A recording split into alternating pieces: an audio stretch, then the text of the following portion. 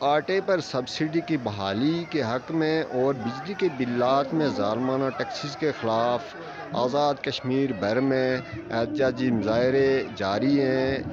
راولہ کوٹ میں گزشتہ 145 دن سے احتجاجی کیمپ لگایا گیا تھا، جو کہ گزشتہ شبیں پولیس نے کریک ڈاؤن کر کے اکھاڑ دیا اور عقد و تحریک کے چند رہنماؤں کو بھی گرفتار کر دیا۔ ان گرفتاریوں کے خلاف آج عوام انتہائی مشتعل ہیں۔ پورے پنچ ڈویژن بھر میں اس وقت احتجاجی مظاہرے جاری ہیں۔ تمام شہروں میں احتجاجی مظاہرے جاری ہیں اور مکمل طور پہ شٹ ڈاؤن کر دیا گیا ہے۔ ڈویژنل ہیڈ کوارٹر راولہ کوٹ میں کالج گراؤنڈ سے ایک بہت بڑی ریلی نکالی گئی ہے، جس میں ہزاروں افراد نے شرکت کی اور وہ ریلی شہر کی مختلف شاہراہات کا چکر لگانے کے بعد صابر شہید اسٹیڈیم پہنچی، جہاں پہ جلسہ عام شروع ہے۔